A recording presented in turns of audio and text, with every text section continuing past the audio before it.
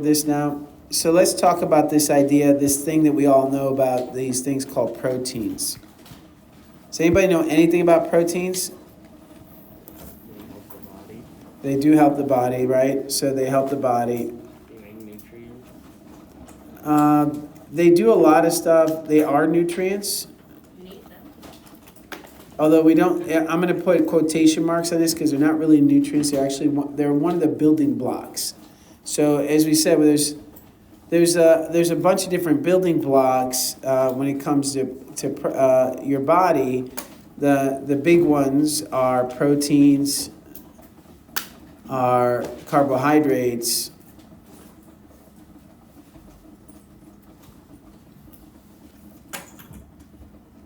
I hate when that happens. Carbohydrates, nucleic acids. Nucleic acids sound really crazy, but I'm going to tell you, you know them as DNA and RNA, right? Those are the big ones that you know. So there's only 4 building blocks. You know how Legos have different color blocks. There's only 4 blocks for your body. There are proteins, carbohydrates, nucleic acids, and lipids. Lipids include fats, but also include steroids. So they're fats, they're steroids, they're all lipids, all right? Those are words that you might hear. Fatty acid is another word you might hear. So when it comes to lipids, you have to be thinking about things like this: fatty acids, steroids. You've all heard of these, right? These aren't new words. Has anybody not heard of one of these? Is there a word up here that you haven't heard of before? Again, I'm posting this, but feel free to take pictures. Have you not heard of any of these? Is there any of these new to you? Like brand new? You may not know what they are. Nucleic acids, but you heard of DNA and RNA. I never heard of RNA. Oh, okay. Anybody else not heard of RNA? Okay, that's good. Good to know. All right, so when we're talking about proteins, well, you're going to hear a lot about it this year, just so you know. These are all in fact, the first half of biology, maybe first 3 quarters, really, this is it. This is what you're going to learn all about these guys. Because they're the Legos of your body, and of course, all the things they do.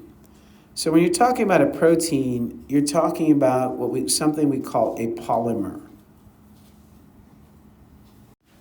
So when we're looking at a polymer versus a monomer, now, let me start with a monomer. So we talked about, raise your hand again if you played Minecraft. Raise your hand again if you played with Legos. So everybody in the room has played with Legos or played Minecraft, right? All right, very good. So what we're talking about here is, like Minecraft, like Legos, you have building blocks.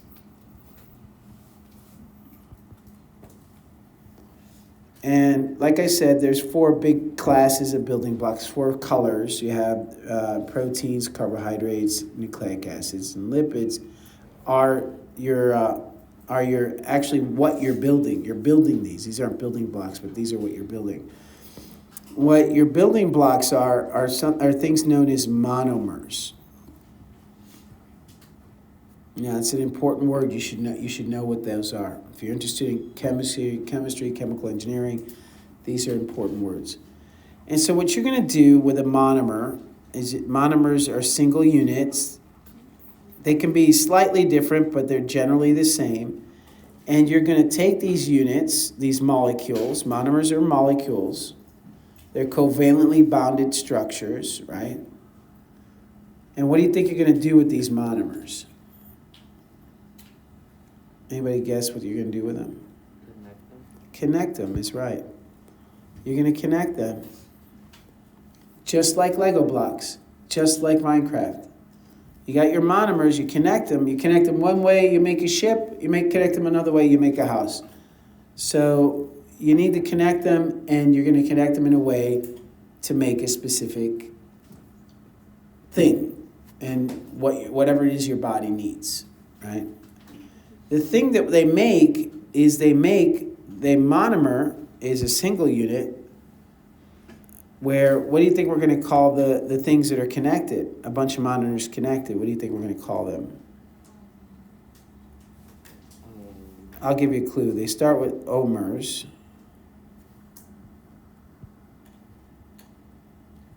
These are monomers. And they're not omers. They end with mers. Yeah. Huh? Y-O.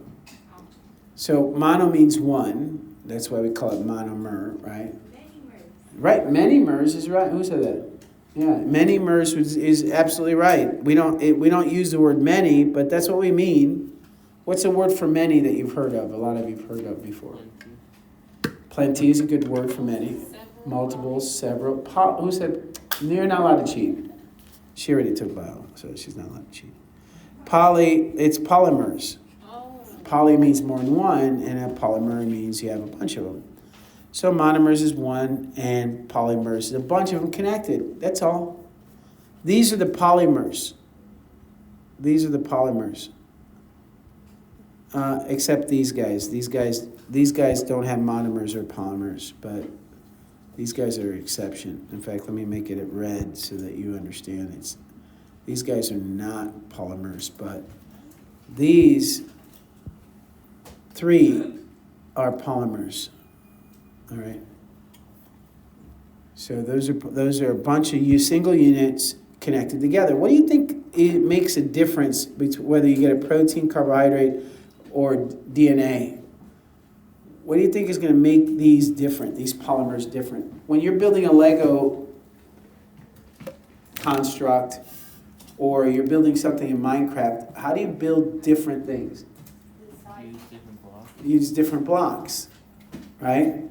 So the way these are different is that you're using different monomers for each of these. That changes what they do and what they are. Does that make sense? All right, I hope that makes sense to you. So let's go ahead and show you one monomer, specifically because that's the one we're going to work on tomorrow in this enzyme lab. We're going to go ahead and look at this monomer called amino acids. Have you heard of amino acids before?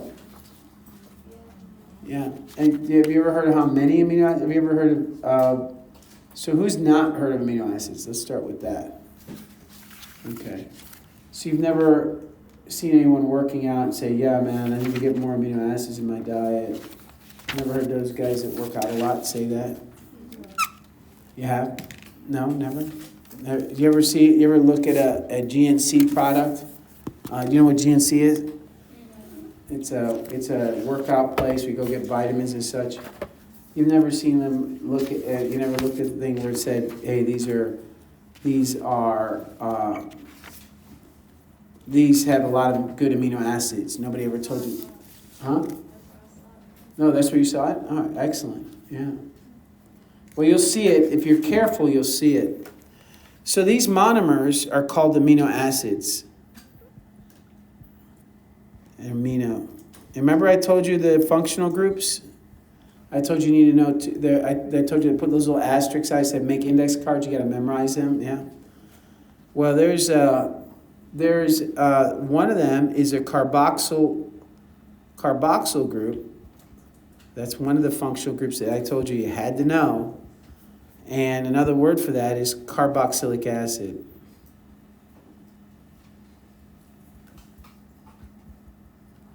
So these carboxyl groups are acidic. They release hydrogen. This ion here, this hydrogen, will get released. And this will increase the concentration of hydrogen ion in the solution, so we call it an acid, right? So this group can be very acidic. And then you have the other group that we talked about that look like this, that we called an amino group. Do you remember that? Those are the two functional groups that we had that I drew up on the board. Do you all remember that? Yes? No? Maybe? Yes. Okay, good. It helps me when you talk because now I know that. Thank you. So this is a carboxylic acid, or some kind of another word for it is an organic acid. And then you have this amine group. This is not an amino, it's amine. So what you have to know this as is amine. Amine. Put these two together and you get amino acid. So you get an amino acid. So that's the unit, that's the block that builds protein. You've heard of protein, right? That's not new to you, right? You're eating steak so you can eat more protein, etc. So an amino acid looks like this. It starts with two H's, and then it's connected to a central carbon. That central carbon has a hydrogen on it. And then I'm going to put R for like, you're all taking algebra, right? If you see, you know what variables are? All right, okay, so we're going to use R as our variable. R is not an element, it's a variable. So I'm going to put in a square.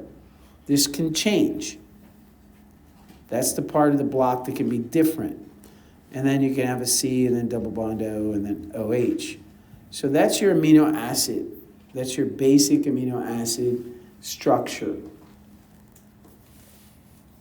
So there's all kinds of functions to proteins. Proteins do a lot of stuff in your body. We're going to work on the catalytic part of it, the enzyme part of it. And we're going to talk a little bit about what enzymes do and how they do it. But proteins can store. These are the functions of proteins.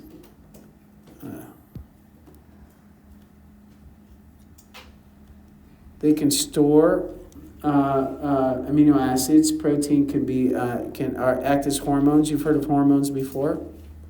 Yes? Yeah. Everybody know hormones? Okay, so they can influence, and we'll talk more about in detail what hormones do. They can act as contractile, motor proteins, so contractile and motor proteins. In other words, they can help you move. Those are what you call muscle. Muscle is made of protein, a type of protein that contracts and allows you to move. There are structural proteins. They help build your skeleton, your hair, feathers, horns, your nails are made of protein. All these are structural. They help us support ourselves. Some proteins transport. They move stuff all around our body. You understand that your body when you eat something like that apple you're eating, you eat it, you digest it, then you take all that stuff and you send it to all your cells, right? Every cell, 1 trillion cells of your body get all the nutrients and energy from that food. Well, you have to somehow get it there. And this transport is very important. It can actually, on the upper level classes, when you get to AP biology, this is probably the hardest thing to understand is how things get transported. And the signaling, which is another thing that happens, is that cells use proteins to signal each other. How is it that your brain tells your hand to write? How do you tell how does your body tell you you're hungry? How do you know something hurts? It's signaling. And there's receptors, and some proteins actually act as the signal itself. And then you have defensive proteins. You've heard of these. This has been in the news a lot lately. And some of those defensive proteins are things like antibodies. You've heard of antibodies before, right? Yeah. Those are proteins your body makes to help identify and kill any invader. Your body attacks anything gets invaded. Something comes into your body, it's all-out war. Your body, there are cells that commit themselves to killing whatever comes into your body that's not you. And they will die for you. Anybody, you've all had pimples before? Unfortunately, it's part of a human condition. Those pimples are bacteria that tried to eat you. They started to eat the fat in your sweat glands. They got out of control, and they would eat you unless you have some cells in your bodies, some cells in your body called white blood cells didn't attack, and they attack those bacteria. They go to war. They die. and they die in defending you. They're part of you. They die in defending you, and when you pop that zit or you pop that pimple, that white stuff that come out, half of it is your white blood cells that are dead, and the rest is dead bacterial products. Yeah. Like if you see someone with like a lot of acne, that means they are losing a lot of white cells or white cells? You keep reproducing white cells. Your body keeps making them. People that have a lot of acne, acne by itself, acne is a bacteria. So the acne bacteria is what causes acne, the skin condition, right? And all it is that the bacteria is getting trapped in your body. The redness in acne is your blood vessels in your skin opening up to send more white blood cells. It literally is a call to arms. It's your body's army, white blood cells getting sent to that area because it's being invaded. So yeah, people with a lot of acne are losing a lot of white blood cells, but they're also producing a lot more. So they'll take care of it. Their body usually takes care of it. And people that have really bad acne, what they need to do is they go and get something called retinoic acid, or they go to a dermatologist and get some kind of hormonal treatment that helps control the acne. So it is controllable. See a dermatologist if your acne gets uncomfortable, but it's something that we all experience, right? It's pretty much the rest of your life, although it gets better as you become an adult. All right, so that's it. That's pretty much what proteins do in general. But we're going to focus on the enzymatic action, and before we do, we should talk about these R groups. How many amino acids do you think there are? How many different amino acids? So this is an amino acid general structure. How many different amino acids do you think there are?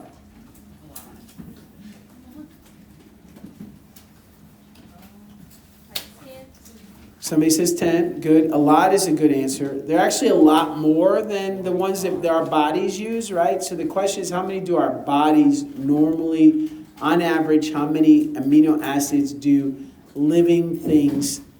I say on average because there's always an exception.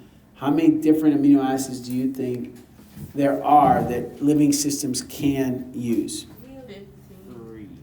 3, 15, 4. These are all good. Hey, there's no wrong answer here.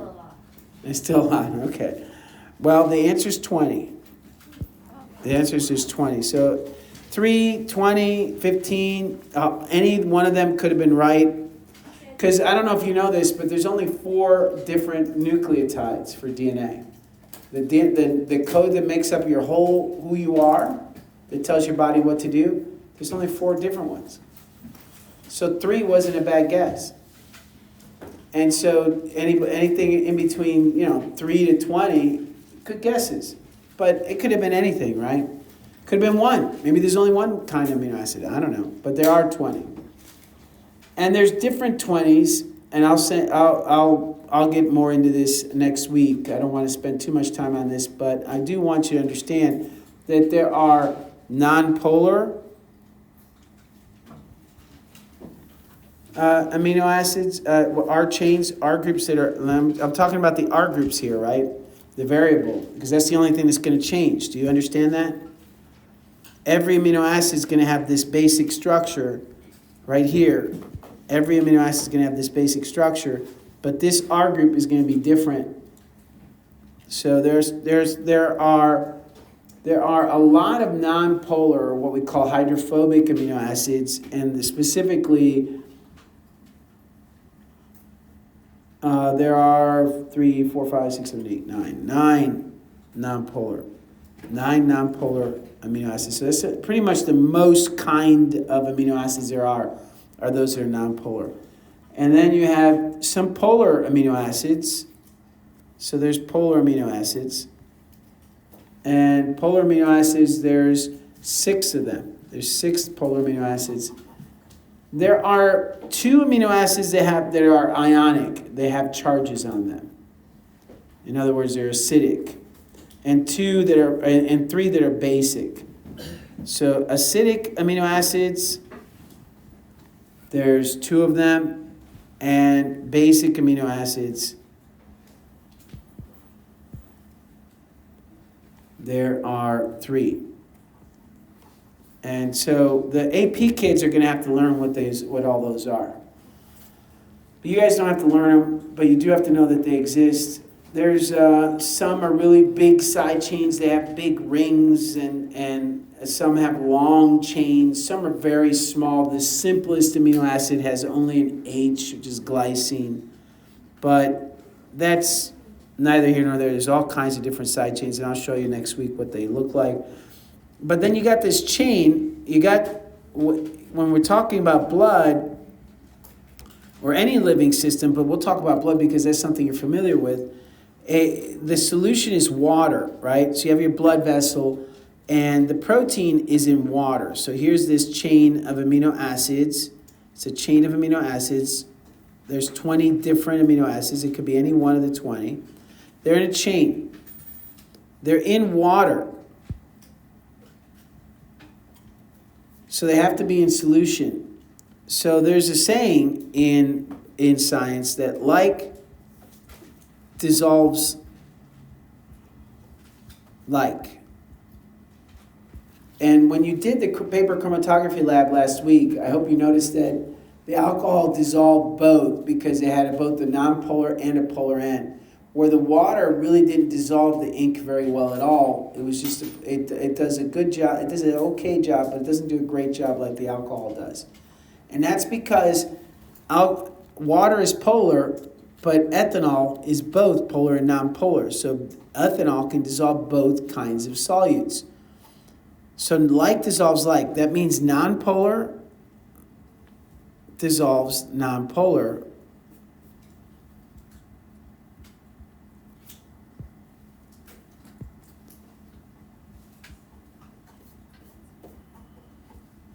And that also means that polar dissolves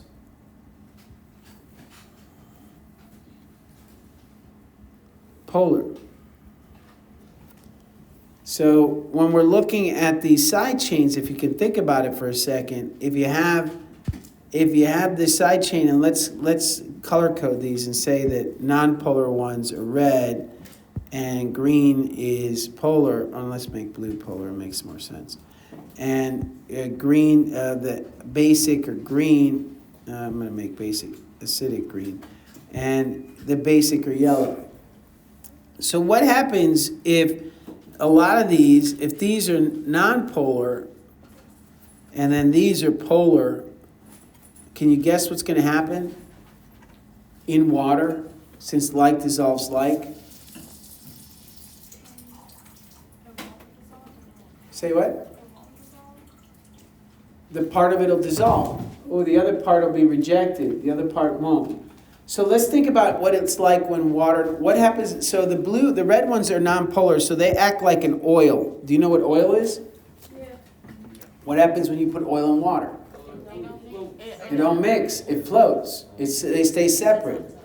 Or it sits on top, right? Oil and water don't mix. They're separate, right? They float. So the red is nonpolar. Oil is a lipid. It acts as it is nonpolar, so they don't mix. But the blue ones are polar, so they are going to mix, right? When we say mix, what are we talking about? The word what? Combine or dissolve, right? Dissolve means mix completely. We talked about that. All right. So because the red is nonpolar and because the blue is polar, this long chain of amino acids is going to fold. And what's going to happen is that the blue amino acid is going to be on the outside and the red are going to be on the inside. Now, mind you, they're still connected, right? So there's still a chain. They're just folding. So the protein folds. The protein folds in water. And it makes a specific shape. Creates a shape. So that's what's really cool about protein. Is that unlike Lego blocks, you can make all kinds of different Lego blocks depending on how you connect the amino acids. You connect the amino acids one way, you get this shape. You connect the amino acid another way, and you get a different shape. Now why is that important? Because you have these things called chemical reactions. Let's talk about the chemical reaction that's going to happen tomorrow. And by the way, we will talk about in the future how these get connected and how we take them apart. But right now, let's think about this. You have H2O2. That's this hydrogen peroxide tomorrow. It's in this opaque bottle and this dark bottle. H2O2. And you're going to try to make it break apart. You're going to try to make it turn into water and oxygen gas. So that's your objective tomorrow. You're going to put some H2O2 in a beaker as a control group. You're going to have this little beaker full of just hydrogen peroxide. And you're going to see, you're going to have a thermometer in there. You're going to see how fat, what's happening with this H2O2. If it turns into oxygen gas, what would you expect to see in the liquid if it's oxygen gas? Bubbles, yeah. You'd expect to see bubbles. And people read their syllabus, they know what I'm talking about a little better. So you expect to see bubbles. How many bubbles? Well, it depends on how fast this happens, right? It depends on how fast this happens. Well, we can make it go faster. However fast it goes, we can make it go faster. So the speed of a reaction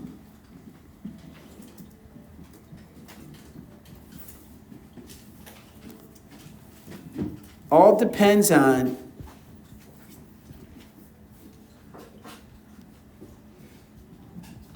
how often the components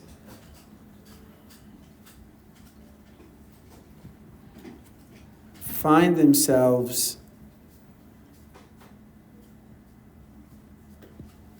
in the right position.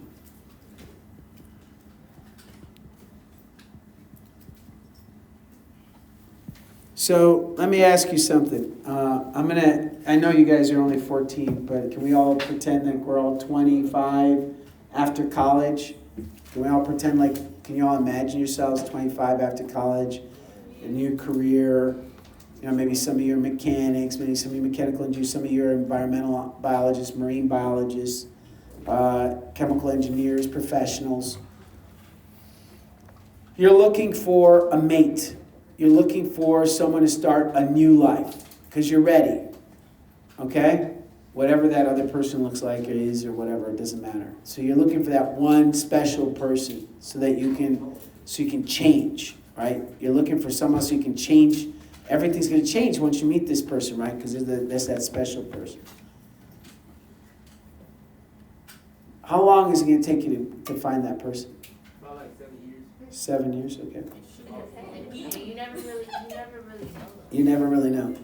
So how can you speed things up? Tinder. Tinder will help you meet Talk to a lot of people. and talk to a lot of people. See, that's one way, right? One way you can speed things up is to meet a lot more people a lot faster.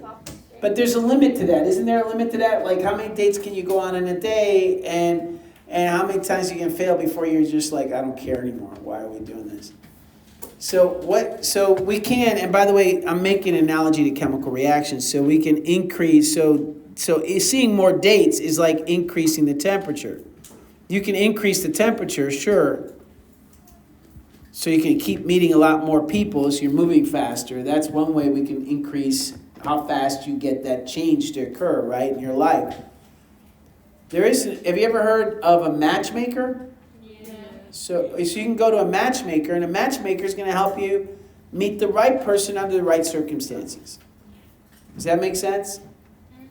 It's no guarantee it's going to happen, but it helps because a matchmaker is going to find you someone based on who you like, and they know what the other person likes, and it increases the odds that it's going to happen.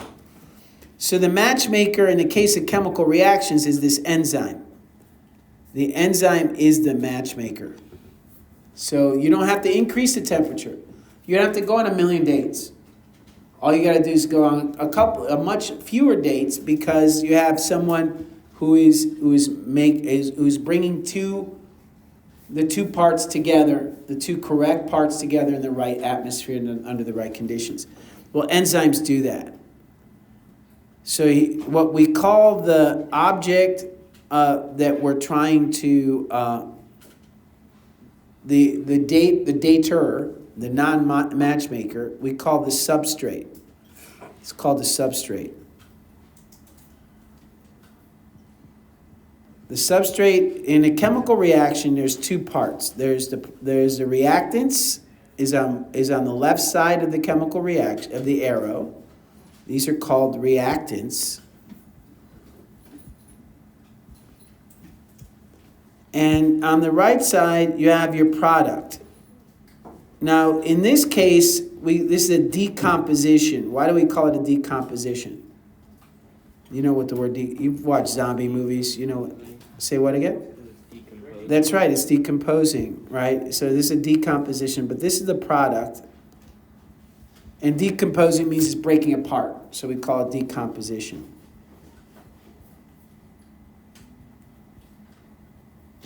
It's breaking apart. So H2O2 turns into oxygen gas, and water is breaking apart. So the reactant, the substrate is the reactant that the enzyme binds to. So the substrate could be one or it could be more than one. So because the enzyme has a specific shape, now this is very important, that it's the shape of the enzyme that's going to determine how it functions. If the substrate is H2O2 has, and I'm just making up these shapes, so don't think that this is an actual shape. But if H2O2 has this shape and the enzyme has this shape, then they fit together. Then the enzyme can work. And so we call this part of the enzyme the active site. So this is called the active site. So that's how we're going to make this reaction go faster. And how does this work? Well, we can graph it. Of course, we're scientists. We like numbers. We're going to go ahead and graph it. So what we can look at is any normal chemical reaction, and you know this intuitively, requires some energy to be put into it. And then, as it happens, it releases a lot of energy, and then you get the product. So the product's down here, and the reactant's up here. So what's an example that everybody in this room has done is fire. What do you need to create a fire? You've all created fire. Gasoline, which is your fuel, that would be your substrate. Heat, you need a spark. That's the spark. That's what we call activation energy. So you need that spark for this to happen. Oh, come on. So you need activation energy. Activation energy, there's another word for it. You need a spark. So you just need a spark to get it started. I don't know if have you ever started a lawnmower? Yeah. What do you need? A spark, right? That's why you're turning that thing, to create this spark, that little bit of energy to get that thing to take off. Once it goes off, then it releases, all this energy is released in the form of heat. You know that. As soon as you light gasoline, poof, you release a lot of heat. That's because the reaction's going to change. You change the change releases all that pent up energy. That's normally how it works. You can't do that in your body, because in order to break down hydrogen peroxide that you produce, you all produce hydrogen peroxide. It's poison. We produce it in our bodies. We got to get rid of it. In order to get rid of it, and you'll see tomorrow, you'd have to turn up the heat a lot. What would happen to you if we turned up the temperature of your body to 160 degrees? Collapsing. You overheat, you're dead. Look, you guys are fanning yourself right now, and it's like what? It's like 70 degrees in the room.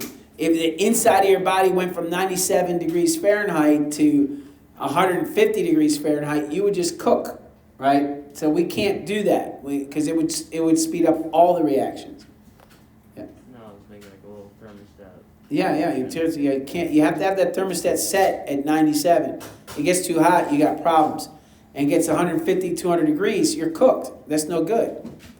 And why is that a problem? Because you're increasing the speed of, when you turn up the temperature, you're increasing the speed of all the reactions. That's no good. You only want to increase the speed of getting rid of H2O2. That's all you want to do. When you have a lot of H2O2, you want to specifically get rid of H2O2.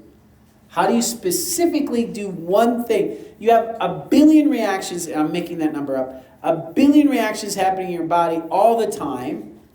How do you increase one reaction and decrease another reaction? How do we do that? How can you have all these reactions happening all the time and have specific control?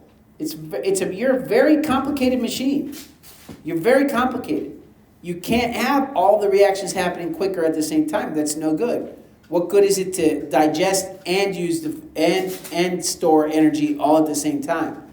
To rest and run, to breathe and hold your breath. No, you can't do all of it at the same time. It makes no sense. So you have to be able to control what you do.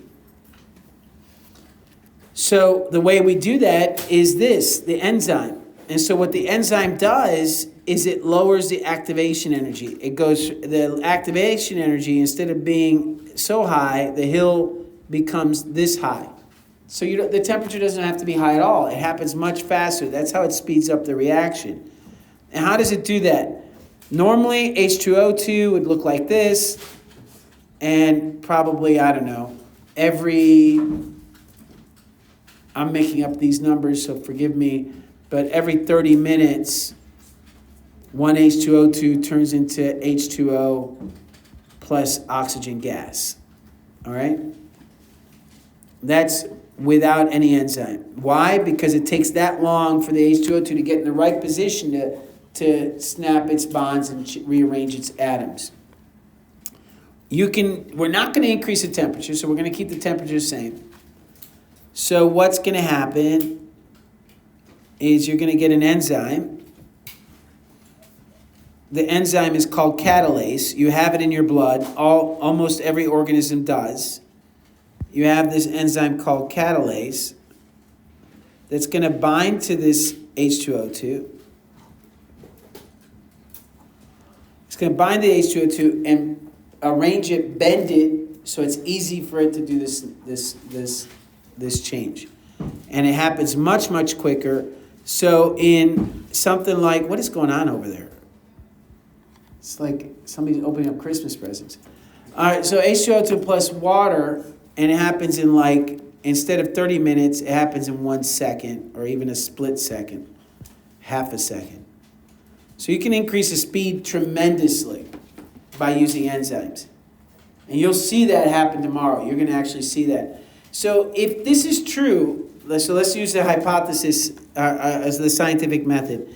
If this theory is true, if this explanation is true, then what would you expect to happen as the H2O2, when you have a thermometer in the beaker? Remember, you have a beaker, you have the liquid, the H2O2, you have a thermometer in there.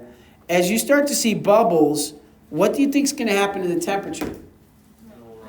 The temperature should rise, right? You're not going to add heat, so that's what you would expect. So that's a theory. It's testable.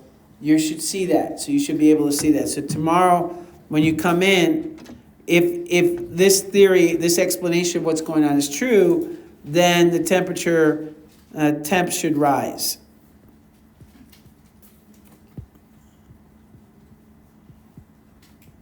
As product is made.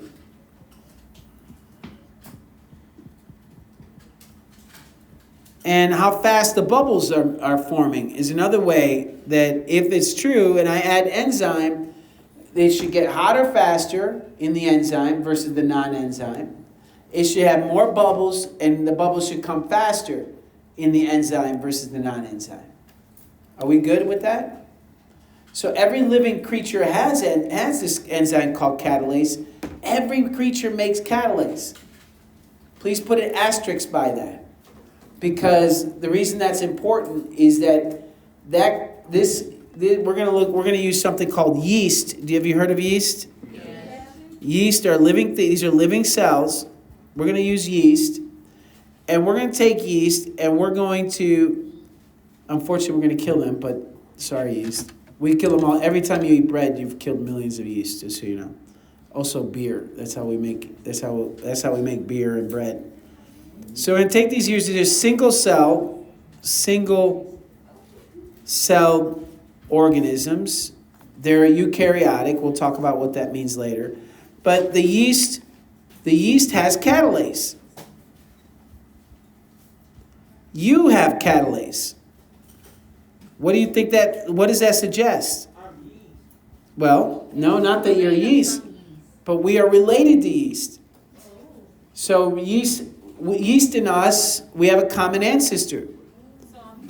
They have the same gene we do. Where did you get your genes? Your mama and your papa. That's where you got your genes. Where did the yeast get its genes? My daddy and mama. Not your daddy and your mom, I hope. It's its mother and its father, right? So its ancestors gave it the gene for catalase. Our ancestors gave us a gene for catalase. So what does that suggest to you? That we had a common ancestor way back when. That at one point we weren't necessarily yeast, but there was an ancestor that led to yeast in one branch and humans in another branch. So I'm connected to bread. You're what? I'm connected to bread. Not to bread, but to the thing that makes bread. You're connected to everything on this planet that's alive. That's what biology is here to try to teach you. This is the truth that biology has uncovered, that is anybody that looks at it objectively cannot deny. We are connected to all the life on this planet. We're all connected. And even the inorganic life. The very stuff that makes our DNA comes from the rocks that we walk on. We're connected to this planet in more ways than you've even imagined. So yeast have catalase. So when we add yeast to hydrogen peroxide, we're adding catalase. All right. So that's how I didn't have the money to go and buy a tube of catalase, so we're not going to do that. You can argue something else. So there are flaws in this experimental design, aren't there? Because yeast have more than catalase. Maybe something else is making the bubbles happen, right? We can't really tell that. But you're going to have to trust me on this, that it's the catalase that's going to do this reaction. And if it's true, that's a big assumption for you to make. It's a big trust, but you're going to have to go ahead and do that trust. So you guys have to make that chart, that table. If you have a computer and you want to use the Excel spreadsheet that I posted on there, you all know I posted an Excel spreadsheet in your Schoology. Did you realize that? Yeah. All right, so if you go to Schoology, why doesn't everybody go to Schoology now so everybody is aware of all the different things? What is the deal back there? You know, I'm gonna have to definitely do sign seats and move some of you guys around because it's like, all right. So let's go ahead and take a look at Schoology here.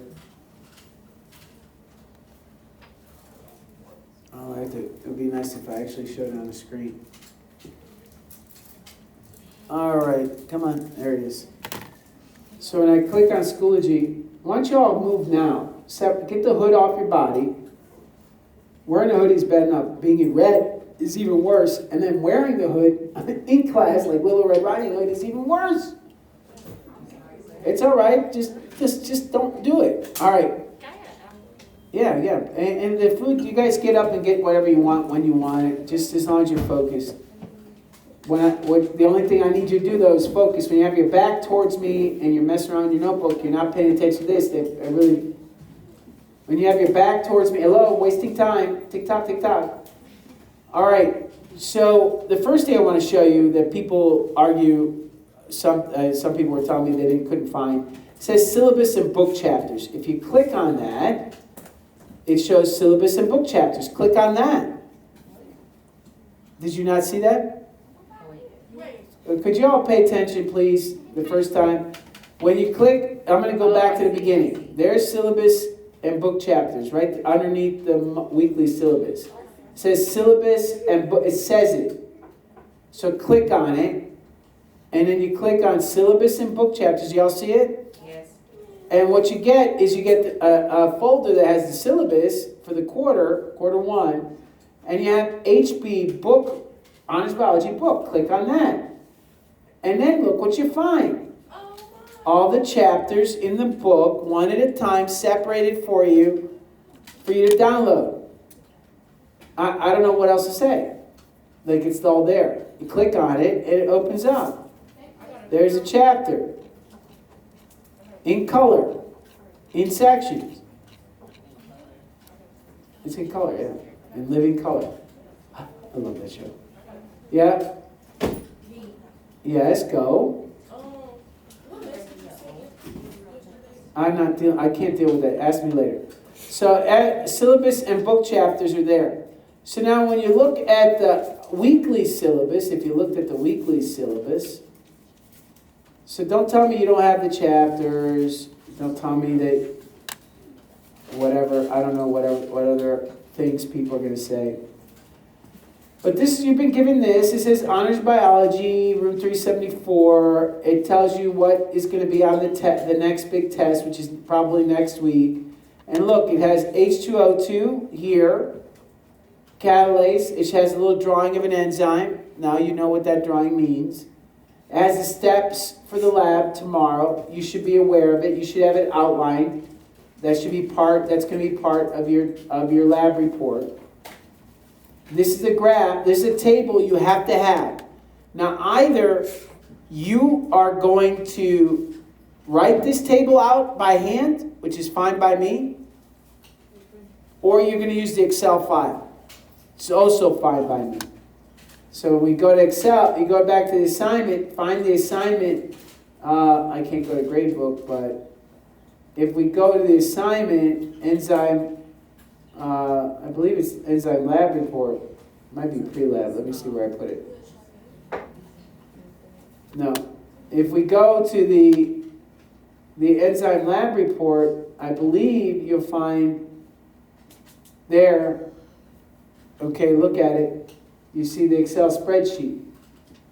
So if you want, you can download the Excel spreadsheet, open it up. I don't know if it's going to open though, it's going to take forever. And what you'll find is now you don't have to write anything. You can just input your data as you're taking it. Somebody could sit there and just put numbers in and write in words to describe what you see, and your data table's done. Now, if you don't like Excel and you understand Google Sheets, you could just download this and then upload the Excel spreadsheet into Google Sheets, and you can work with Google Sheets however you want to do it. Or you could just write it by hand. That's okay too. So whatever you're comfortable with. But you're going to have to collect the data.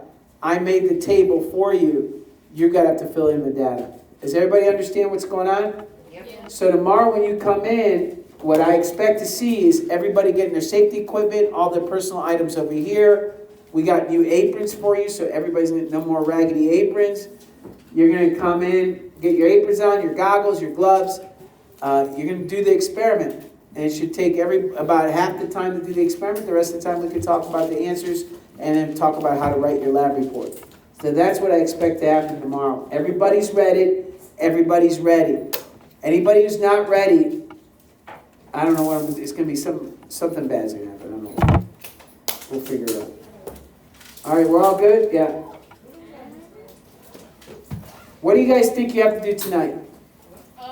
Look over the lab. Go look over the lab, write out the chart, the table, and read over the lab, outline it, know what your steps are tomorrow. Make sure you have a way to collect the data in the table. I don't want you writing the table tomorrow in class. We don't have time for that. So you should be filling in your table. That's what you should be doing tomorrow. Everybody, all the members of your team should all have a table written out. Also, look at all the other steps. There's pre-lab questions you should be answering. I answered a lot of them for you right now. I literally answered a lot of the questions for you today, and tomorrow during our discussion time, we'll answer the rest of those questions. Also, you have 2 chapters that you should have already read and taken notes on. That should have been done. But I've extended your due date till Monday, so get that done if you have it. All right. Good job, guys. Have a good day.